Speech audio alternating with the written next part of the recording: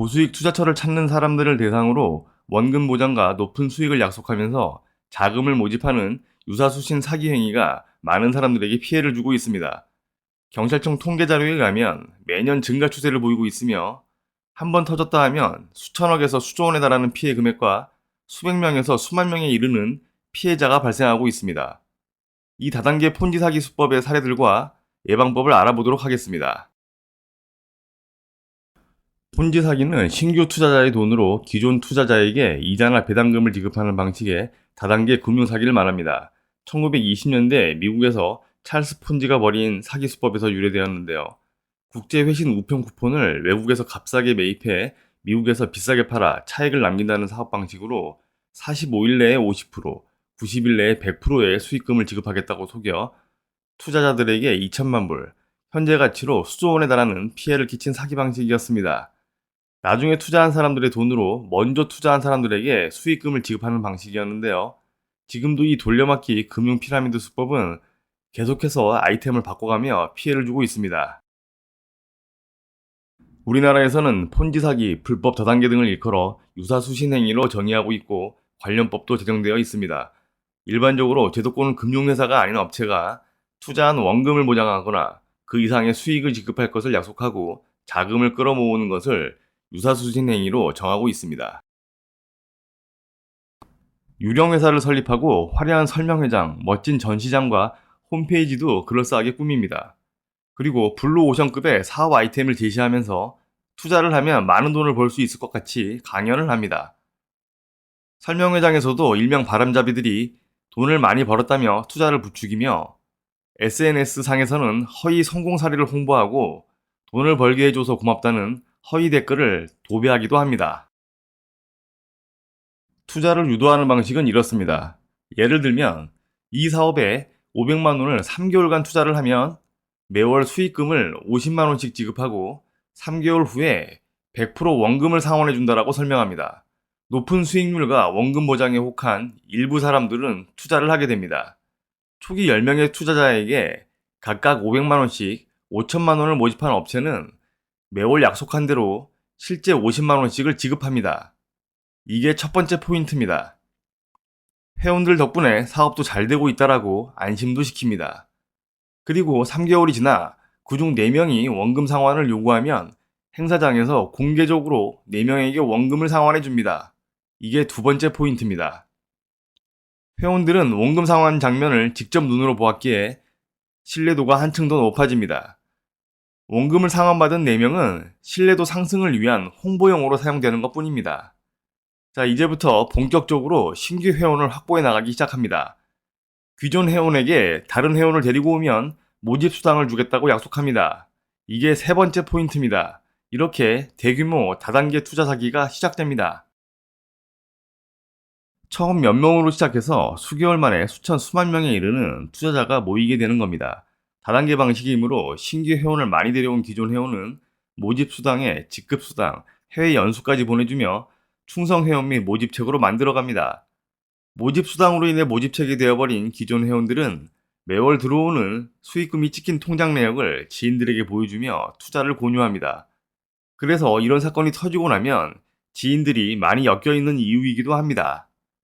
입금 내역을 보게 된 지인들은 믿을 수밖에 없게 되고 그들도 마찬가지로 투자 후 모집 수당으로 인해 모집책이 되어갑니다.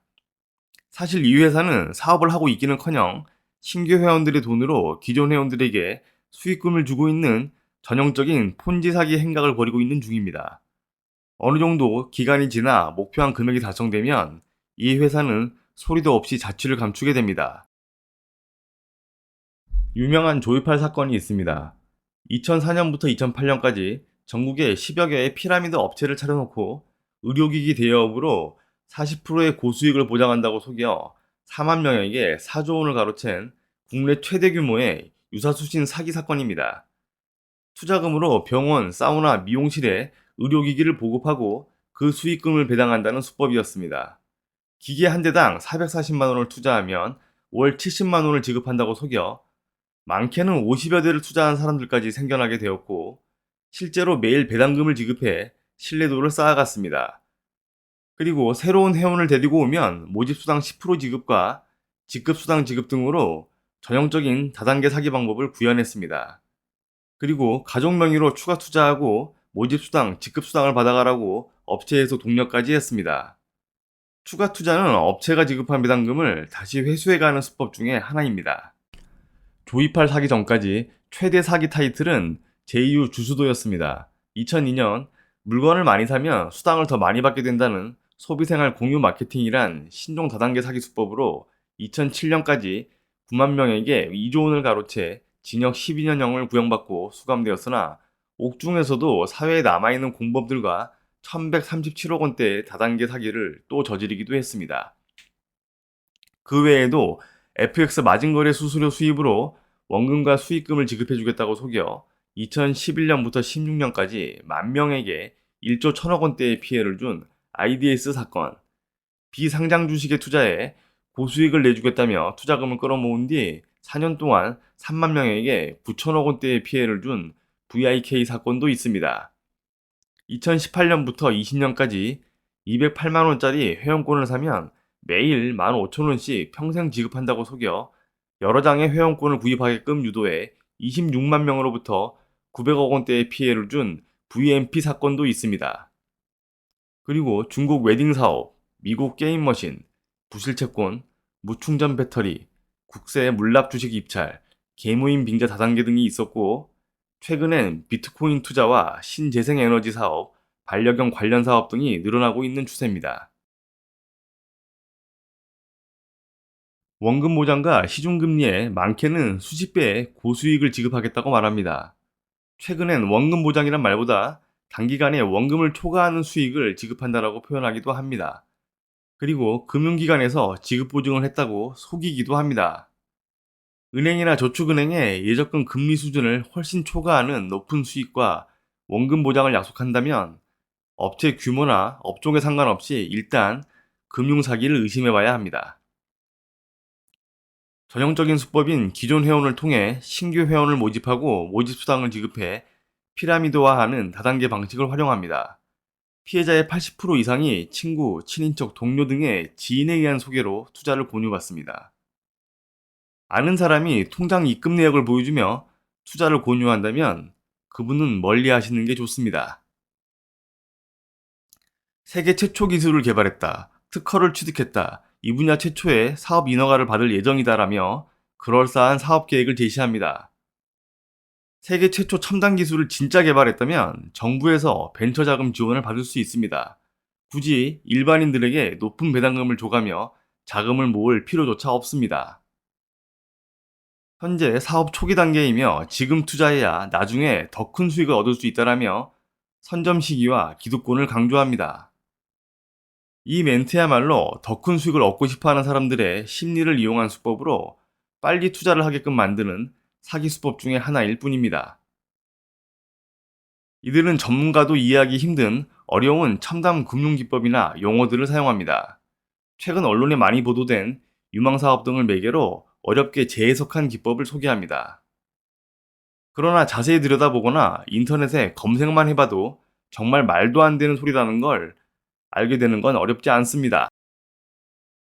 일반인이 잘 알지도 못하는 나라의 정부와 권리를 취득했다고 선전합니다. 예를 들어 아프리카 기니비사우 정부와 다이아몬드 광산개발권을 독점으로 MOU 체결을 했다거나 과거 이 업체 대표가 그것 선교사나 자원봉사자, 의사였다고 주장하며 그 나라 정부 요인과 친밀한 관계라고 홍보합니다. 그리고 해외에서 사업을 하는 글로벌 기업임을 강조하면서 전 세계에 지사가 있는 외국계 기업으로 유장하거나 일반인이 잘 아는 글로벌 기업을 내세워 그 기업과 업무를 제휴했다고 속이기도 합니다. 모든 분야 사기꾼들의 특징이 학력, 신분, 재력, 친분, 과거 커리어 등을 물어보지 않아도 과시합니다. 인허가를 받은 업체라고 자신있게 홍보하는데 이들이 받은 건 세무서에 사업자 등록이나 다단계 판매, 방문 판매 업체로 관할 지자체에 등록했다는 겁니다. 더 나아가 금융투자업에 등록한 회사라고 홍보하면서 마치 정부가 투자자 모집을 합법적으로 허용한 업체인 양 선전합니다. 그러나 이런 등록 업체들은 원금 보장과 고수익을 약속하고 투자자 모집을 하는 행위 자체가 불법입니다. 조만간 주식시장에 상장을 추진할 거고 회원들에게 주식을 무상으로 지급해 주겠다라고 합니다. 상장되면 100배 이상 가격이 상승할 것이라고도 선전합니다. 기업의 무상 증자, 스톡 그랜트, 암호화폐 에어드랍의 개념과는 거리가 멀며 이들은 상장은커녕 그 전에 사라집니다. 일종의 대박 기대감을 불러일으키는 수단일 뿐입니다. 유명 연예인을 동원한 광고를 진행하거나 유명인도 투자한 회원이라고 선전하거나 정관계 인사와 같이 찍은 사진을 홍보하거나 또는 행사장에 참석시켜 친분을 과시합니다. 이런 경우 사람들은 혹하게 되지만 결국은 사기 수단 중 하나일 뿐입니다. 그 유명인도 피해자이거나 동조자인 경우가 많습니다. 사업 내용을 기존 회원들의 소개로만 알 수 있고 일반인이 전화로 회사 내역 사업 내용을 물어볼 경우 사업 설명회장에 찾아와서 설명받기를 권유합니다. 특히 5, 60대의 경우는 투자 사실을 자녀에게 알리지 말라고 하는 경우도 있습니다. 어떤 이유에서든지 회원들의 자녀에게 알리지 말라고 하는 건 허위과장 표현이나 불법적인 요소가 있기 때문입니다. 최근엔 강남의 화려한 사업 설명회장이 인터넷으로 옮겨와 유튜브, 카톡, 페이스북, 인스타, 블로그, 주식카페, 창업카페 등 SNS를 통한 자금 모집이 성행하고 있습니다. 이런 SNS에 얼마를 투자했는데 단기간에 몇 배를 벌었다는 게시글이나 사진, 댓글들이 많이 올라와 있습니다. 고급 외제차와 명품에 돈다발을 들고 찍은 사진까지 다양한 방법으로 사람들을 현혹하고 권유합니다. 하지만 100%다 가짜 사진과 허위 게시글이라고 보시면 됩니다. 그들이 자체적으로 올린 허위 과장 광고일 뿐입니다. 단기간에 고수익을 낼 수 있는 투자처나 투자 아이템이 이 세상에 얼마나 있을까요? 결론은 없습니다. 있다면 정말 운이 좋은 거고 대부분은 다 사기입니다. 1920년대에 사용됐던 사기 수법이 100년이 지난 오늘날에도 활용되고 있습니다. 그렇다는 건 사기범들의 수법도 다양화, 고도화되어 가고 있으며 그 거짓말에 속아 현혹되는 사람들도 여전히 많다는 겁니다. 지금 현재 지인의 소개로 투자 권유를 받았거나 SNS에서 투자 권유 DM을 받아 투자를 계획하고 있다면 입금하시기 전에 먼저 가족들과 상의해 보십시오. 그리고 금감원 불법 사금융 피해 신고센터에 문의해 보시는 것도 추천드립니다.